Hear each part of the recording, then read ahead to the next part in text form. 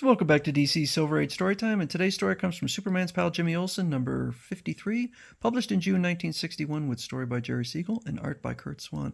Execute this evil wizard. But I'm not a sorcerer, King Arthur. I tell you, I'm Jimmy Olsen, boy reporter from the future, marooned in the past. Ha ha! You are doomed, doomed, doomed! Ha ha!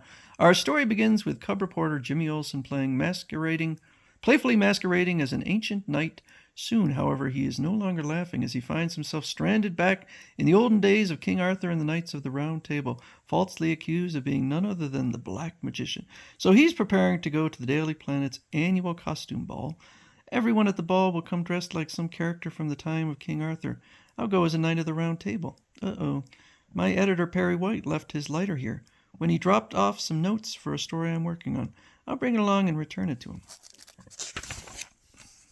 So he goes to the ball and dances with Lucy. Golly, Lucy, you look like a real queen. Then consider it a royal command not to step on my foot, clumsy. May a lowly blacksmith dare to dance with thee, fair Lois? Yeah, Clark, but we must beware of Perry, the town crier. Ha! Verily a scoop. Meanwhile, Mr. Mixes puts in an appearance. That oaf of an Olsen is dancing with Lucy, the girl I adore. Since she despises me, I'll disguise myself. So he goes up to her in a silly disguise. My dance card is almost full. I'll put you down for dance number 9. Did you say your name was Joe Smith? Didn't you? Yep. Psst, come here. Yeah, you. I love Lucy, and so beat it, Olsen. Skidoo, I command you to vanish into the past. Mixes Piddlix, you rat. I'm disappearing. So he goes back to the medieval times. A medieval city. That imp's spell worked. I'm in the past. Ho, thy crust betrays thou art a foreigner. Resist, strange knight, and ye die. Real knights. I'm back in the age of chivalry when knighthood was in flower. Resist, a nice, peaceable, reasonable guy like me? Absolutely not. Let's be buddies. But they do take him back to the castle. That town crier is Perry White. Hey, Chief, it's me, Jimmy, help. Do not call me Chief, accursed invader. I hope they hang thee from the highest spike in all Camelot. Camelot, the royal city. I'm being taken to King Arthur. Wait, that blacksmith, he's... Clark Kent, I'm your friend Jimmy. I know thee not, villain. Watch this varlet, whilst I seek out the king. Should he make one false move, run the rogue through. Oh... Darn that imp, Mr. Mixes Piddlix. He got me into this.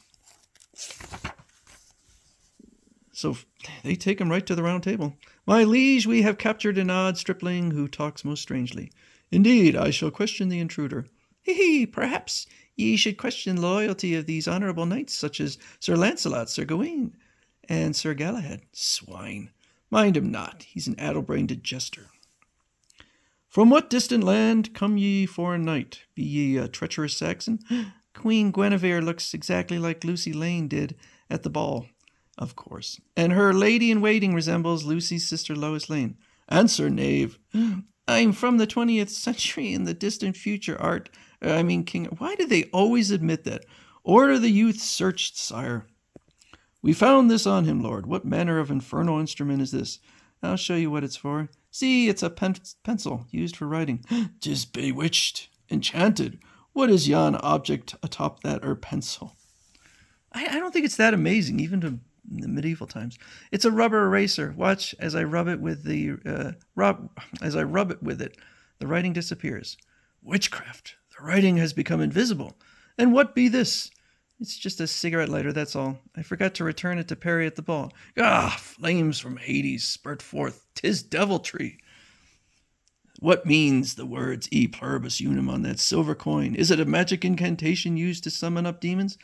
Not at all, King. That's money from my future time era. And the Latin words mean out of many one. 'Tis Guinevere's likeness imprisoned on paper. Didst thou perchance intend to kill my queen through black magic by destroying this likeness of her wizard? No. According to future records, the only wizard living around here is Merlin. Thou liest, churl. This man is Merlin. He is my jester, not a wizard. Somehow this lad knoweth I am secretly a magician. His magic may be greater than mine. Methinks I must destroy him. I will use my magic to fashion fashion guilt upon him, though he may be innocent. And so their cups start leaking. Surely the work of the devil. My liege, our brew, running out. The stranger's black magic did this. Ha ha! The youth from the future is being blamed for my mischief. Whilst thou were gone, our rich garments magically changed to rags. This is thy work, fiend, thy foul work. But I'm not guilty of I'm being framed by someone. How easily I tighten the web of doom around the stranger with my magic. Zounds, our swords' blades droop limply, and our lances turn to, snakes. Now for the cruelest cut of all. Gadzooks, my royal coach. My noble steeds have turned into ignoble, huge white mice, and yon tower rises up into the sky as though hoisted upward by invisible devils. Now a fire-breathing dragon has come to slay my royal subjects. Oh, what woe has descended upon Camelot since this awful lad came to strike terror into our midst. Imprison the sorcerer in a dungeon. On the morrow he shall die. Nay, show him mercy. He has a kind face. That's just what Lucy would have said. The resemblance between the Queen and Lucy is uncanny. No lad, so he's put in prison. No lad with so kind and simple a face could possibly be an evil magician. I have brought thee a ham bone and goat's milk to appease thy hunger and thirst. Thanks, but I haven't an appetite. Wow, what a terrific idea. I'll scrawl a few words on the back of this laundry bill from 1961 AD. If my hunch is correct, it'll save my neck. Hast thou any final words to say, sorcerer? Yeah, I'd like Merlin to read my last will and testament. Why not? It will amuse me exceedingly. I hereby bequeath to Nilrem all my magic. My mighty magic cannot stop me from being banished back to the fifth dimension from whence I came. You youth hath outwitted me.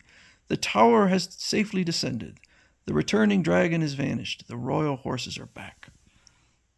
What a grave injustice thou hast been done. I humbly thank thee for exposing my jester to be a spiteful wizard, valiant knight.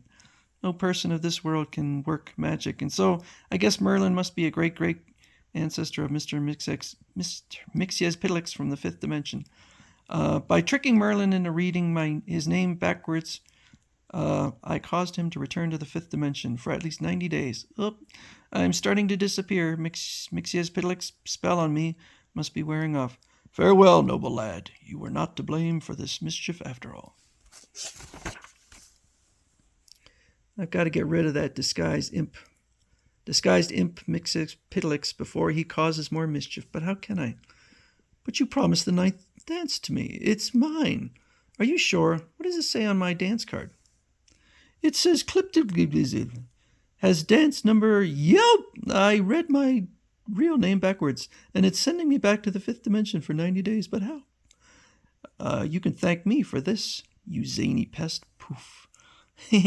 Unnoticed by Mixyazpidlix, I called over Lucy, revealed his identity to her, and told Lucy to erase the Joe Smith name on her dance card and replace it with Mixyazpidlix's name written backwards. And as Jimmy tells Lucy about his experience in ancient Camelot. But in your adventure, Merlin was King Arthur's jester instead of his wizard. However, all the books say, don't you see, Merlin must have returned to Earth after the 90 days and convinced the king he would use his magical powers to help King Arthur. And so he got the job of court wizard. Phew, I turned the tables on 2 mischief makers in one day. You deserve 2 kisses for that. A kiss for each victory.